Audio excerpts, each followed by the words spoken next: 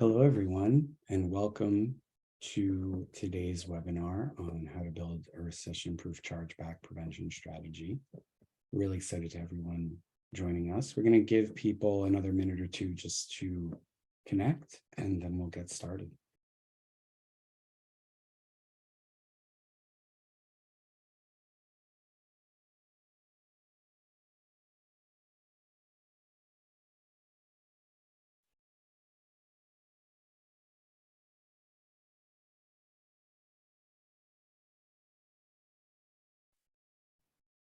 For everyone still just arriving, we're going to give people another minute to connect, and then we will get started.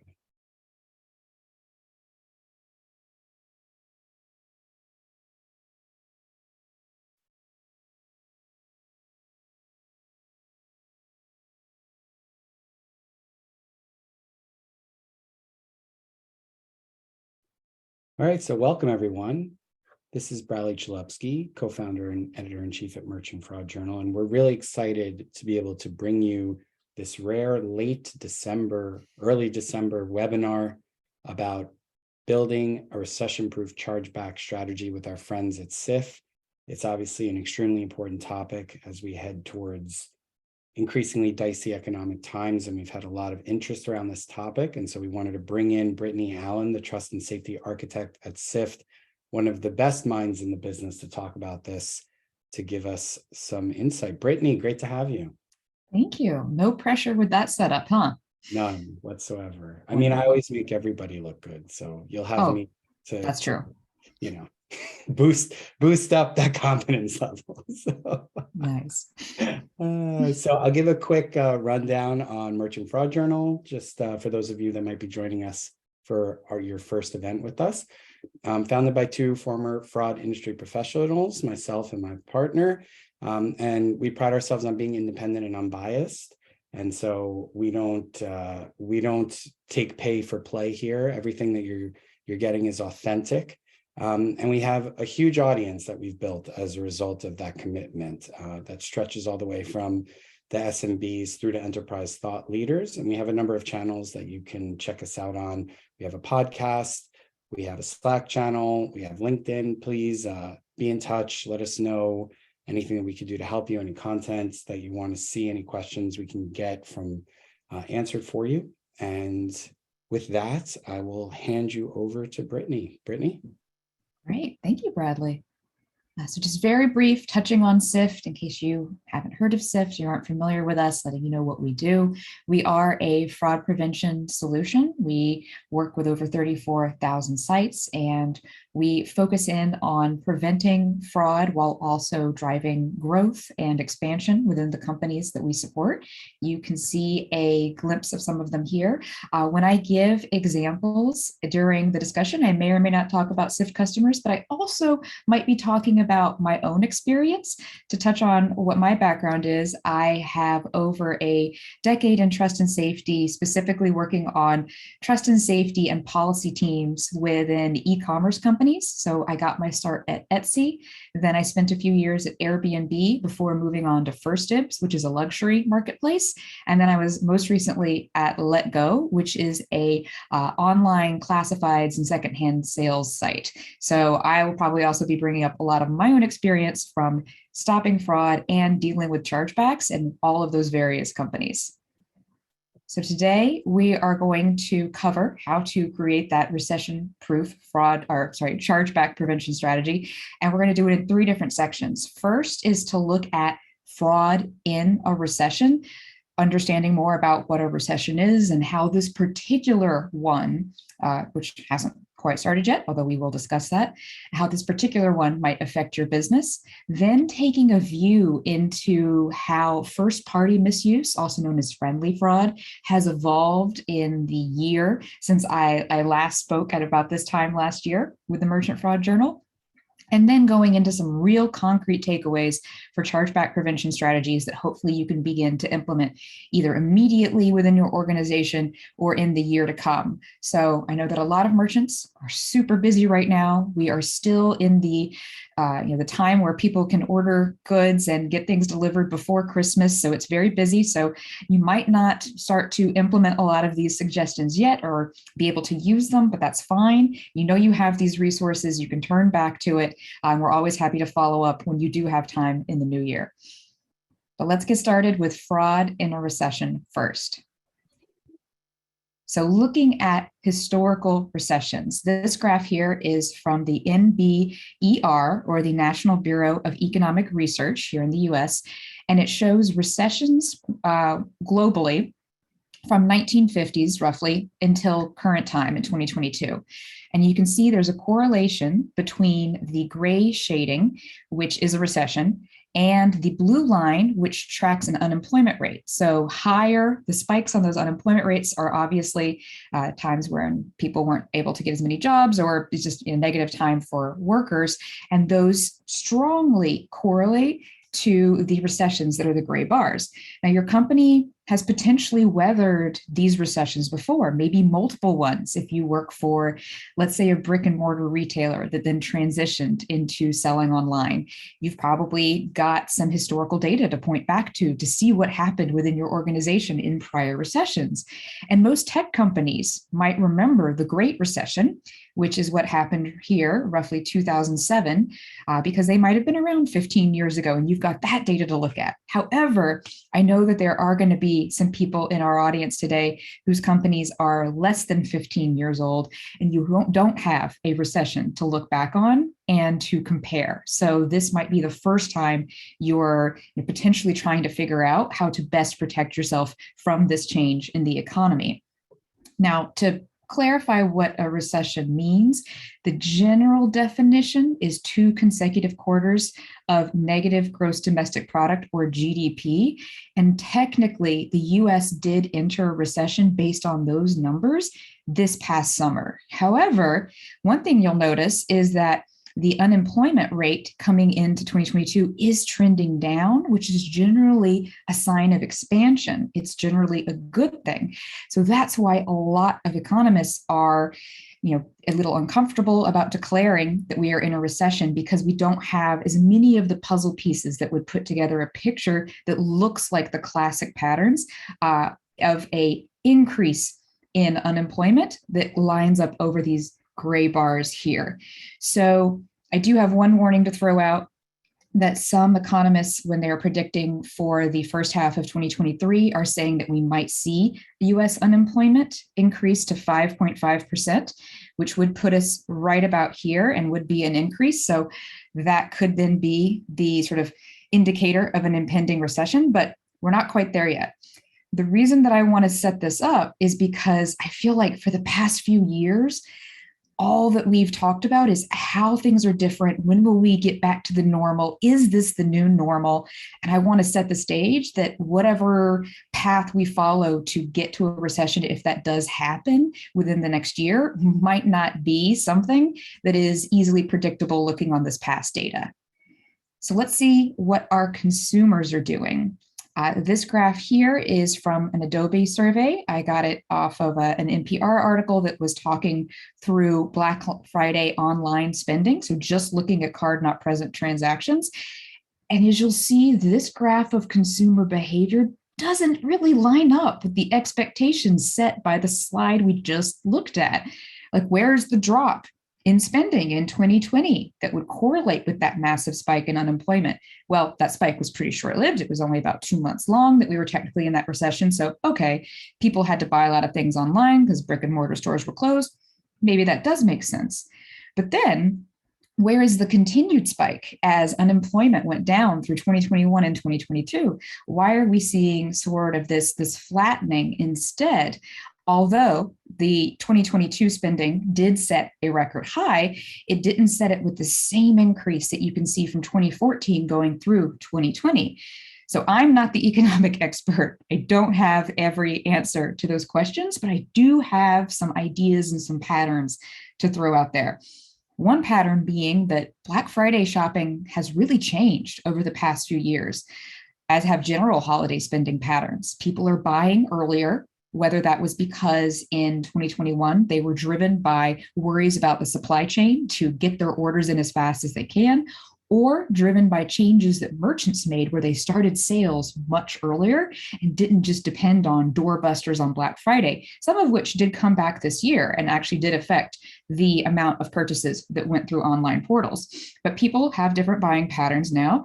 And these 3 years here are also affected by stimulus payments, again, that supply chain crisis that I mentioned for last year, and then this year with the issue of inflation and people having to make decisions about what they can purchase with fewer dollars that they've got to spend, or their dollars not going as far as they did in prior years. So we've also got a strange pattern in consumer behavior. But we're here today to talk about fraud. So what does all of this mean for fraudsters and their activity? So I want to take a quick pause here, Brittany, because that's fine. Give out some free swag. I'm going to leave everybody on a cliffhanger with that amazing lead-in. I'm going to call out some names of people that we've chosen randomly from our participant list, our registrant list. So first is Sarah Eastman from Sunoco, senior fraud analyst at Sunoco. And then Stephanie Baskin, who is chargeback manager at Upwork.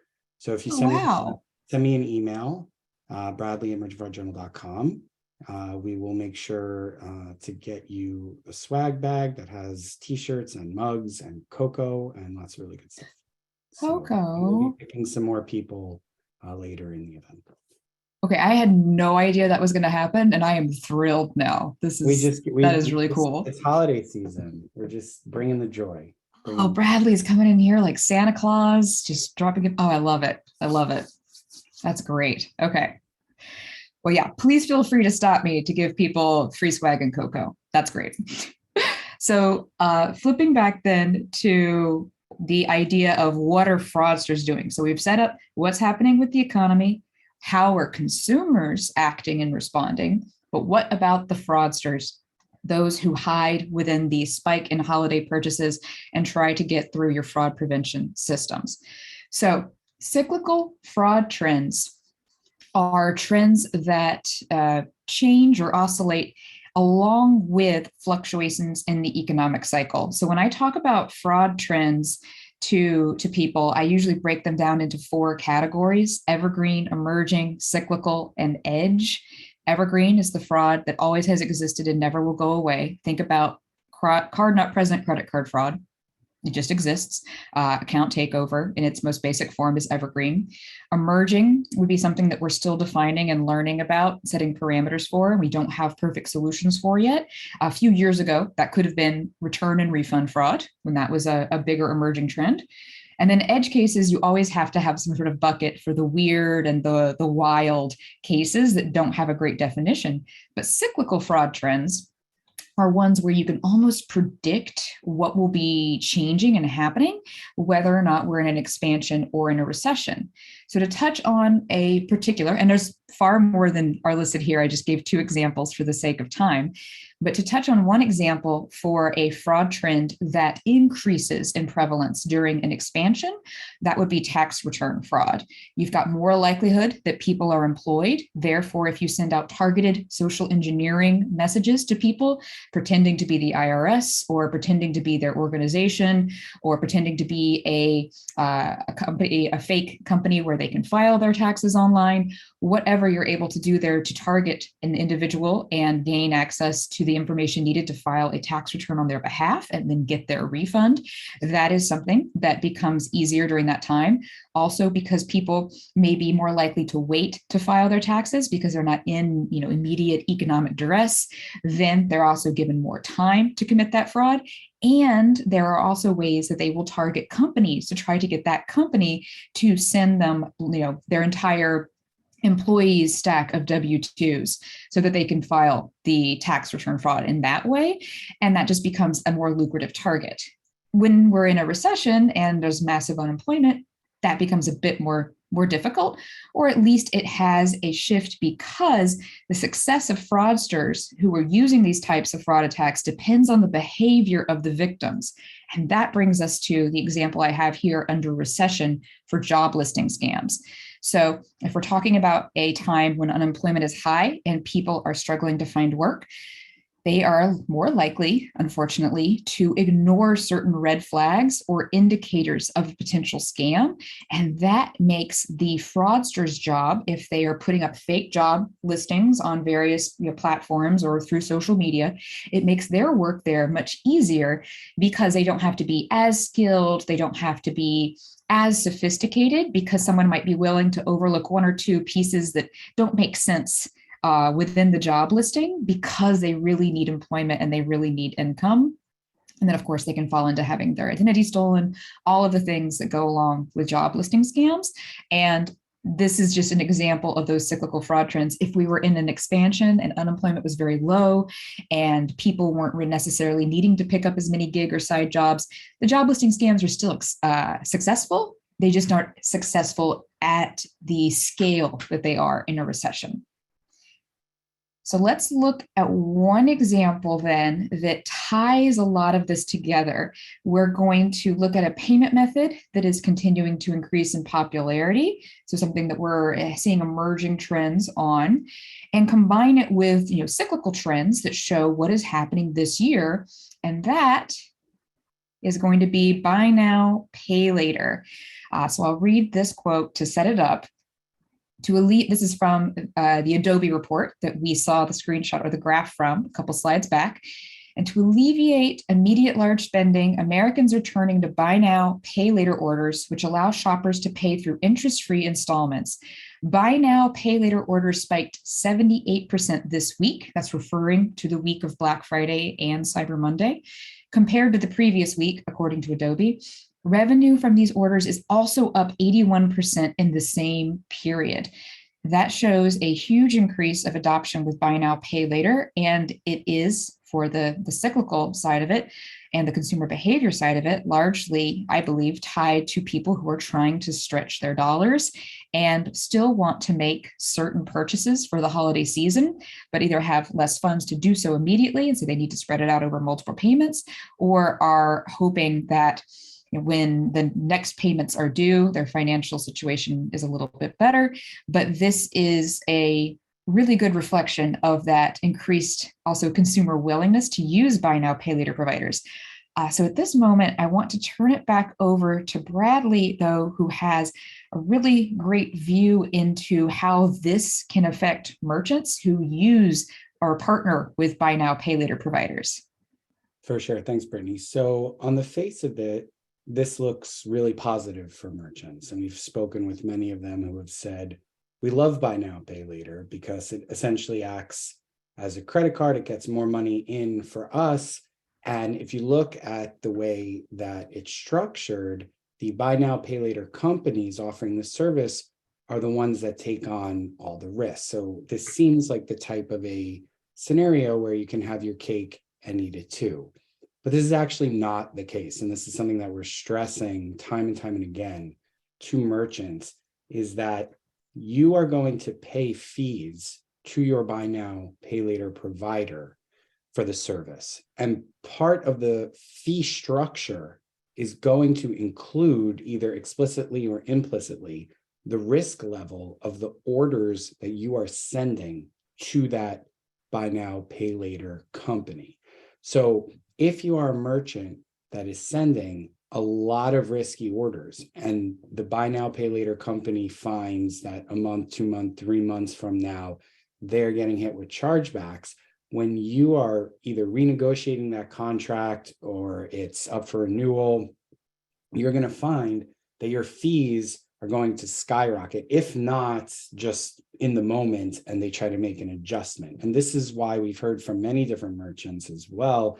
It is notoriously opaque to get a fee structure out of these companies. If you go online and you're trying to get some information about pricing or how you might stack up against their rubric of fees, you will find almost nothing. And that's deliberate because these fees are being changed on a merchant to merchant basis. And so we're telling people, just because you're not necessarily the one that's quote unquote holding the bag for the chargeback at the end, that does not mean that the risk is not going to come back to you financially at some point. And that's a critical point to understand when building your models, is to understand, as Brittany said, the nature of this type of product where people are stretching their dollars versus your fraud risk, and to take that into account the same way that you would for any other credit card payment. Absolutely. Yeah, this is that moment of shifting a potential, the mentality that a merchant might have for using buy now, pay later. I know for myself, the first time when I was working in e-commerce and we partnered with a buy now, pay later provider would have been roughly 2016 or so, maybe 2017. And at that time, I was thrilled with the idea. I was like, oh, you want to take on all of the liability and hassle of chargebacks? Go for it. Have at it. Wonderful.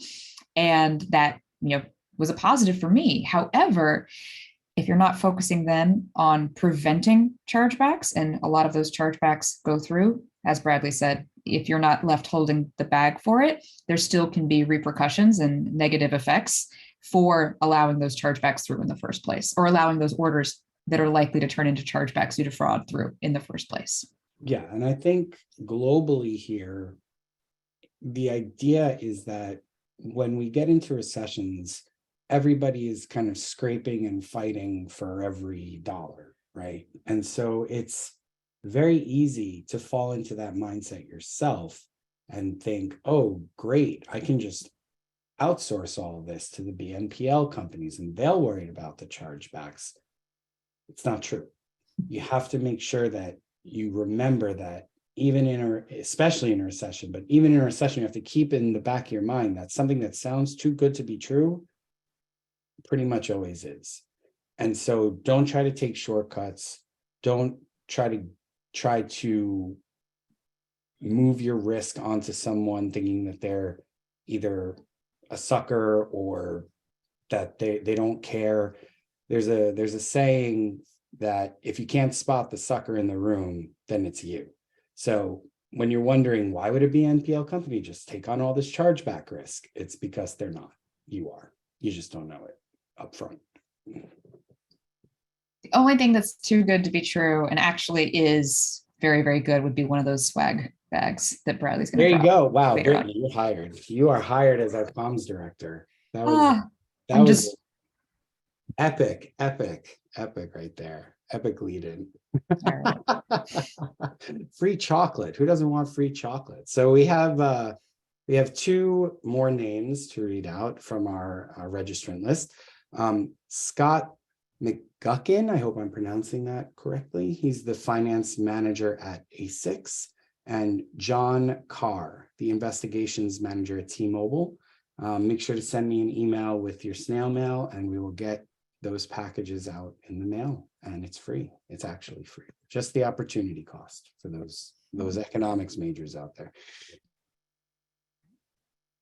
So moving on, everybody wants to talk about friendly fraud or first party misuse. So let's take a look comparing some of the trends and focus of return and refund fraud from last year, from 2021, and then compare it to this year in 2022. So again, this won't be conclusive. This won't be what every single business has seen, but it should be something that will hopefully spark some ideas in your mind, or at least get you thinking about changes that you can make at your organization. So from the 2021 webinar that I did, where we talked about return and refund fraud, this was the slide that we used. We talked a lot about the fraud forums that exist on the deep and dark web, mostly focusing then here on the secure messaging app Telegram and the various groups that are there focused in on refund fraud. We have Fabulous Refunder over here on the left, and then the #1 Telegram refund service here on the right, both talking about holiday shopping, both basically building their own businesses around refund fraud. There's been other refund fraudsters that have increased in popularity in the interim over the past year and have either burned out or are still there. but it has not gone away as a whole. This is still a lucrative focus for fraudsters. And as you can see from this article from last year, talking about return scams jumping as fraudsters exploiting the e-commerce boom, they really did have that increase in e-commerce to ride. But with some of the data that we looked at earlier, we know that this year was pretty much a flat year, or actually saw some decreases in card not present spending as a lot of legitimate consumers decided to go back into brick and mortar stores to do their holiday shopping. So we're not seeing the same boom this year in e-commerce as we saw last year, which just means, of course, fewer, you have to be more careful about those dollars and about protecting any losses there, because it's not as padded by an e-commerce boom. But let's actually look at a headline from this past week and another new screenshot from Telegram. So looking first at this headline from Insider Intelligence, they found that based on the trends so far this year, that US online returns will reach 279 billion, more than doubling since 2019. That is a very difficult number to hear. And that is a massive increase over prior returns. If you look at this first bullet point down here, it says this year, the value of US online returns will total 26.5% of what consumers spent, which is up from 19.8% just 3 years ago. So consumers are becoming more comfortable with doing returns, but also fraudsters are still leveraging return fraud, and they unfortunately are still able to get away with it when a lot of merchants aren't addressing or able to address this issue. So let's look at this screenshot here from Telegram, which has 3 different sort of variations on refund fraud, all within one screenshot. And I'll go through and explain them, which again, if this is something that your company hasn't looked into, maybe you'll be able to start doing so now or in the new year. So we'll start with this central screenshot. And this is the Refunds Goat channel. So it's being posted by Billy Goat. Yes, it's pretty goofy, but it is what it is. So this is just a standard, straightforward post about refund fraud, showing that they can target a particular merchant and showing that they were able to get away with a pretty significant amount of goods or merchandise. So this is just an advertisement within the channel for this particular fraudster who's hoping people reach out to him and use his refund fraud service. But moving down here to this post, which is a bit more interesting and nuanced, you see that he's got something where he's now offering a new service, and he's offering fake tracking IDs. That's what FTID stands for various shipping companies. Fake tracking IDs with a weight match, which he's probably going to charge more for, and then the ability to do lost in transit claims via a particular carrier. So I want to focus in on this FTID weight match post. When I worked for a e-commerce marketplace that dealt with physical goods, we would be able to, in some cases, prevent return fraud by ensuring that the return label we provided to a customer, which had a weight on it that would match the original package's weight, when received by the shipper, was actually then weighed in at a amount that matched that. So we were able to look at that information and then potentially think, be able to predict, are we actually just getting an empty envelope or a piece of junk mail that they've slapped the label on and is not the expensive item that we're expecting to see returned? Or did they put some phone books in and maybe they went over the weight, or did they get close? We were able to use some of that data. But that is something where, hey, fraudsters know that that's a strategy merchants have, and they're willing to then offer up the fake tracking ID labels that have that weight match via their return and refund fraud service.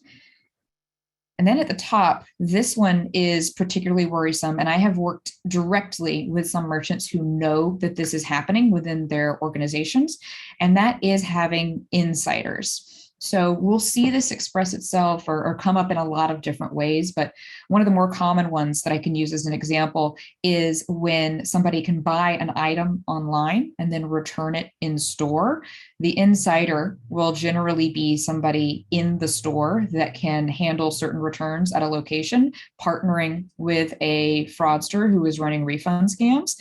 And so they know they have an insider there. Or it can be somebody who is an insider at a call center or otherwise within a customer service role and therefore might be, unfortunately, making a pretty low hourly wage, not have a lot of loyalty or incentive to climb up within the company because their role doesn't really put them in that position. And so they are willing to make cash on the side by being an insider in that capacity. So that is, again, something that if you're interested in exploring that within your organization, there are a lot of other retailers who are also going through that kind of investigation you can speak with. Happy to help put people in touch. But this was just one unedited screenshot from one refund group with 3 different variations on refund fraud sitting right there. And so I wanted to call that out so that we keep in mind that as fraud continues to evolve and there's continues to be so much success in online fraud for these various criminals, they're going to continue to increase their fraud as a service offerings and then be able to assist newbie and entry-level people into the world of fraud by making all of these services available at a pretty low price. Again, I just want to add on here that as we're going to move into prevention strategies, one of the key takeaways here is that pretty much any attack vector that you can think of has already been thought of. You're seeing a bunch of different ways already that people are leveraging fake labels, people are leveraging moles, people are doing pretty much anything that they can think of. And so when you're developing these strategies, it's really important to remember that when people become more desperate in recessions, they will go to great lengths and find very clever and insidious ways to run these kinds of scams. And I think this just proves that, looking at these screenshots. Absolutely. So let's move on to some of the good news then, or at least to some of the assistance we can provide and talk about those chargeback. I also wanted to tell you, GOAT means greatest of all time. It certainly does. The refund GOAT. And I am also the greatest of all time at giving away free chocolate. Oh boy. So okay. I'm trying to match your amazing segues. I thought that was pretty good. I don't know. You guys let me know. So I'm going to read out 2 more names from our registrant list. Natasha Ramtahal from Home Depot, online fraud protection specialist, and Ryan O'Connor, finance manager at Best Buy. So please be in touch with me, Bradley at merchantfraudjournal.com, with your snail mail address, and we will get that chocolate out to you. All right, so let's dive into some chargeback prevention strategies. Again, we could go into so many different strategies and so many different directions based on what your particular company is, what vertical you operate in, what your biggest pain points are. So I tried to be general and cover multiple approaches, but do feel free to throw your questions into the Q&A and we can address them and provide maybe even more information than what we're about to cover. But we want to make sure that this latter part of the webinar is all about helping everyone who's in attendance today. So let's start with then the idea of giving good customers a break. This may or may not be within your control, but one very common pattern that I've noticed this year is that retailers are increasing their sort of willingness to have a flexible holiday return policy. We've got it ranging here from the department store TJ Maxx all the way up to the luxury store Saks Fifth Avenue, and across the board offering much wider and longer times for people to return goods. Now, this can, in fact, prevent chargeback disputes, because if somebody who is very busy over the holidays or perhaps just got laid off, I heard of another massive layoff today from a tech company that laid off 20% of its staff just this morning. So there can be a lot of things that are happening right now for your customers. And if they get to the point where that return window, let's say it was a traditional return window, has closed, but they are very much in need of funds, so we're talking about the consumer behavior within a recession, then they may file a chargeback in cases where they wouldn't have before. Maybe they would have for these retailers, let's just say, for example, been more willing to list the item on a secondhand goods marketplace to try to get their money back that way, to regift the item on, to do something with it. But in this case, they have a good and established relationship with their credit card company. They know chargebacks are possible, and they would be more willing to take that route. Now, I know there's a lot of complications for returns. I know that merchants rarely make much money back, if any, on returned items. But if you are facing, let's say, increased fees because you're encountering a high volume of chargeback disputes, so you're seeing increased fees with your payment processor, or you are seeing too much, you're seeing too much fraud loss, where it's not just that you're paying fees on each chargeback, but that you're maybe going into a program, or you're going into something where your ability to process transactions might almost be limited, then that could be a cost that influences a decision to give more leeway to good customers.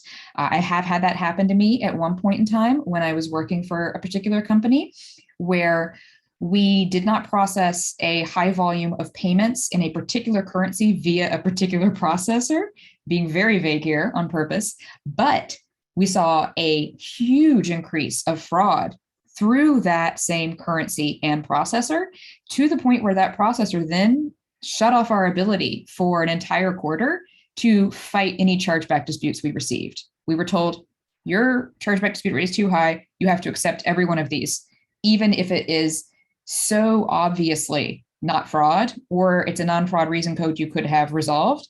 You've put yourself in, in the doghouse in this particular situation, and you can't represent these disputes anymore. That's a pretty extreme example, but it is something that I've seen happen.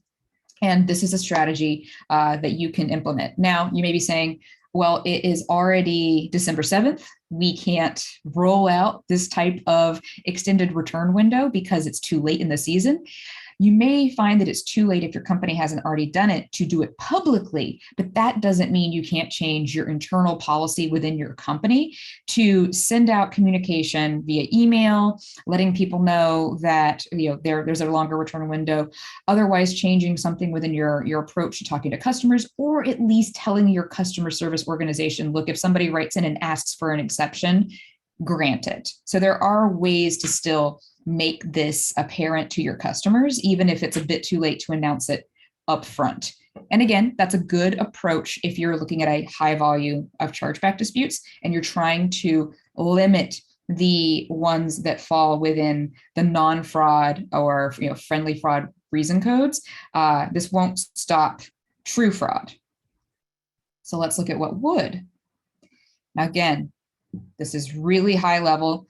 I took this slide and the following slide as a summary of a discussion that I have had with a physical goods marketplace before, where we were specifically looking at a high volume of chargeback disputes that they had with a fraud reason code, and finding ways through automation to filter those down, because they wanted to learn from them, but they did not have the staffing or the capacity to be able to review all of them every month. So we really wanted them to take a view from two buckets. The bucket of very obviously true fraud, great. We can use these to label transactions within your fraud prevention solution, and we can increase the accuracy of your fraud prevention approach. And then the bucket of very likely not true fraud, probably first-party misuse, or someone being confused, whatever it is. This is not likely fraud. Let's not train our fraud prevention model on this, but let's focus our representment strategy on those disputes. So we're focusing on prevention today. So let's talk about that former part as we go through these examples. So one way that we just started was with the user account status. So it would be when a chargeback dispute has been received against a transaction, is this user currently blocked? Do they have any sort of mark or label on them as having been a victim of an ATO? If we have those being true, great, put it over onto the true fraud side. Let's learn from it, but let's not focus on representing it. Also then looking at order status, and lastly at, was it manually reviewed? Did it have a high fraud within the fraud prevention solution? Was there a decision overturn where you realize that you're having a social engineering attack on your call center because unfortunately your customer service team is able to reverse decisions on blocked or held orders? We were able to then start having those conversations where we uncover all of that information and make an automated path based on those signals to categorize those chargeback disputes. Again, taking those that are the most likely to be true fraud at the top end of this and labeling immediately to prevent further loss, to get that ball rolling on preventing fraud loss. So here's a look with a couple of other considerations that are specific to retailers or physical goods merchants. So starting with dollar value. Now, this could be something where it's a bit more on the representment side because you're going to want to fight the high value disputes with more priority than fighting the low value disputes. But there are giveaways based on dollar value that could indicate if something is a potential fraud order. I've worked with one merchant in the past who had a very specific price point that would trigger manual review on their platform. And fraudsters learned that and would come in 1 penny below that amount. So dollar value doesn't have to just be based on high value disputes for learning. That can be a pattern we're looking at. Then lastly, fulfillment status. If the order hasn't been fulfilled, the loss can still be prevented. So looking at those incoming chargeback disputes, especially if you were able to use a service that provides advanced alerts, then looking at those and seeing, oh, it hasn't been fulfilled yet. There was an issue with the shipping address. We asked for a replacement shipping address. They haven't given to us yet, or who knows what the issue could be. But being able to stop that before the item actually goes out the door is great. And then lastly, user account type. Is it a VIP account? Now that can go 2 different ways.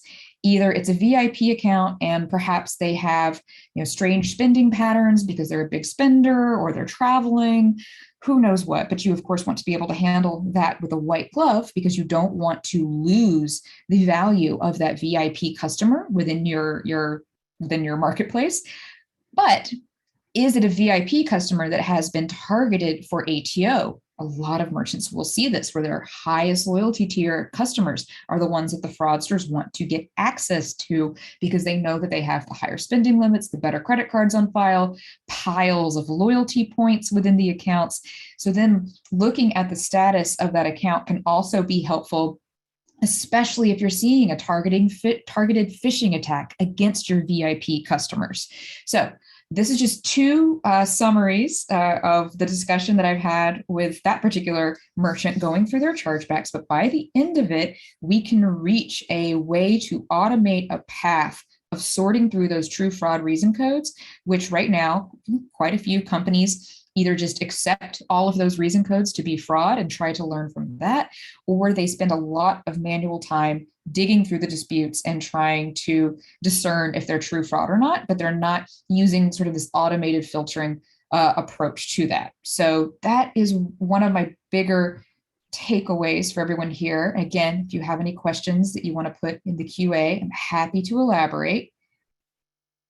But then after that, we only have a few more examples. I don't know, Bradley, do you want me to pause here or should I go on to the last slide? You can go on to the last slide. If anyone has any questions, just drop Perfect. them in the Q&A here and we'll get to them at the end. All righty.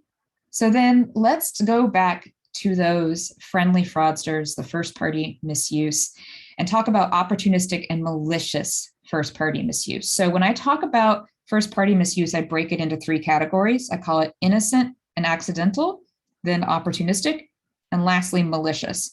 Innocent and accidental, we're not going to touch on that as much today. It's pretty straightforward. Those are your customers who didn't really know what a charge was on their bill. They didn't intend to take any particular action against you specifically as a company, but maybe the billing descriptor wasn't clear. Maybe they let their son use their credit card and then didn't realize what the purchase was for.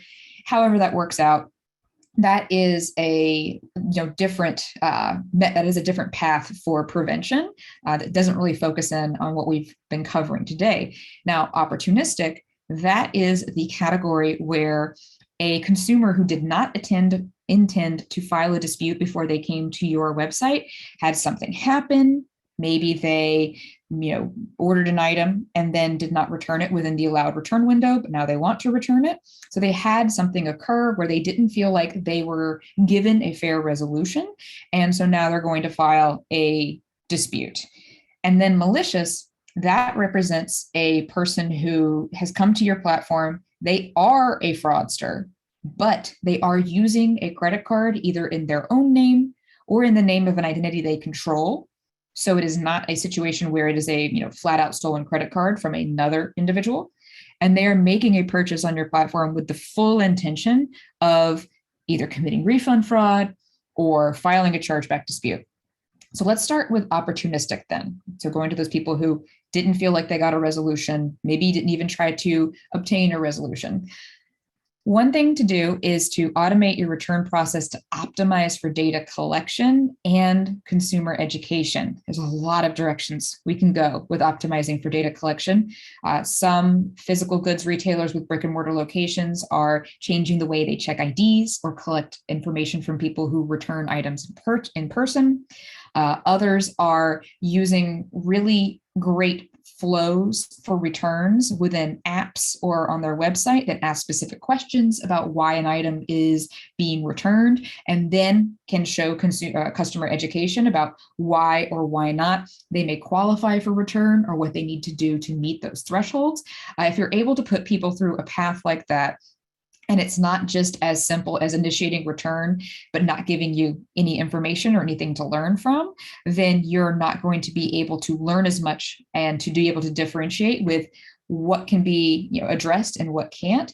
And the reason I bring this up is because if you are looking to decrease the amount of items that are returned or your losses due to refunds within your organization, you are going to find as you reduce that you do see an increase in chargeback disputes, because the people who didn't get the resolution that they want are going to go to filing a dispute.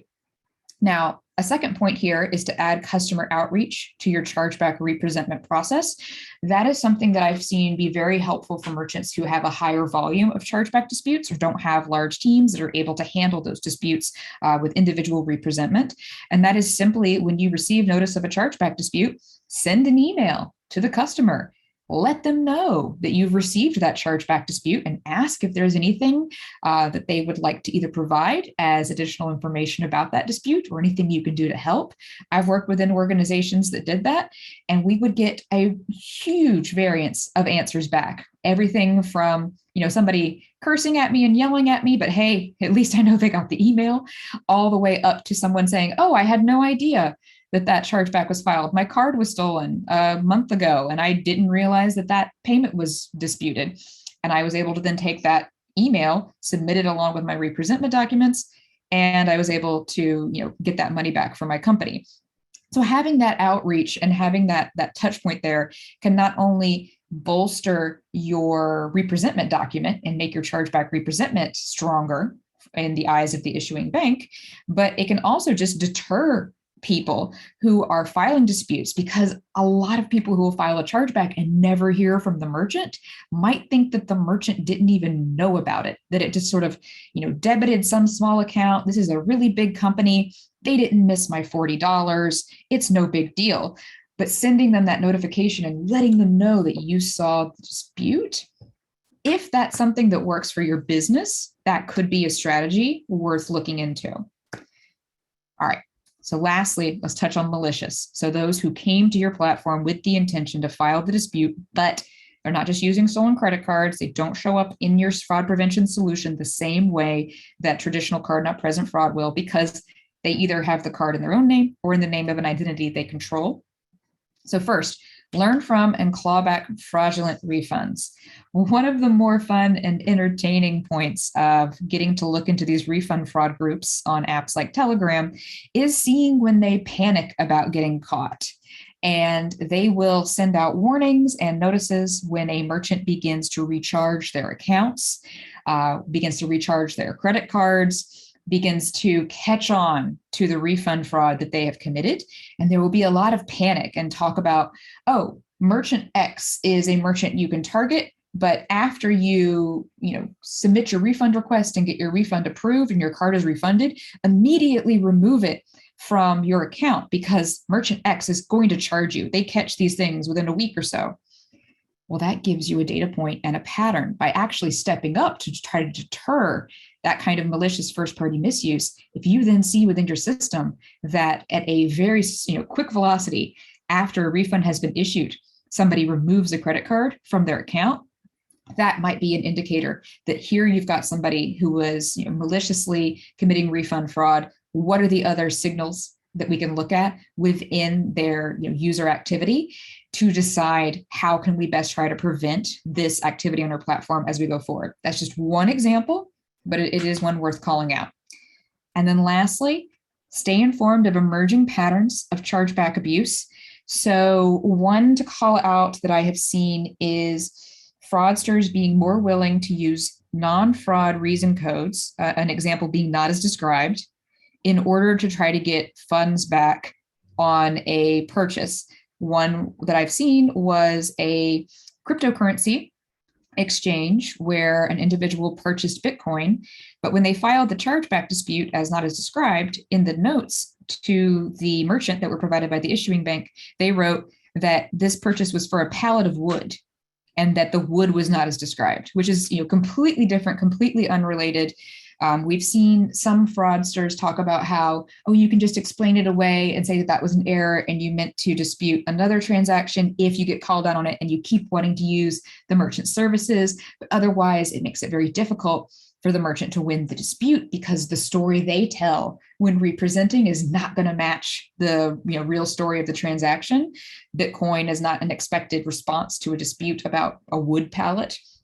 So we've seen that come up. And when I bring that up around merchants, I've definitely heard from multiple other ones that they are also seeing that sort of shift occurring, just not with that specific example. But you need to be on top of and stay ahead of chargeback abuse patterns so that you can try to discern what is happening, because that's the only way you're going to be able to prevent that abuse. So with that, I will turn it back over to Bradley for questions. But I hope we were able to give everybody here some takeaways that they're able to bring back to their organization. Yeah, that was all really, really, really awesome, Rennie. Thank you so much. And I want to close by asking you maybe if you can give us an example, anonymous example, obviously, of maybe some effective strategies that you've seen in the field, how people have organized their teams or changed up a process or anything along those lines to tighten up and prevent these types of attacks as we're heading into a possible or technical recession. Right. Yeah, there's a lot of different examples I can throw out. One would be tiering payment options based on the potential risk of a transaction.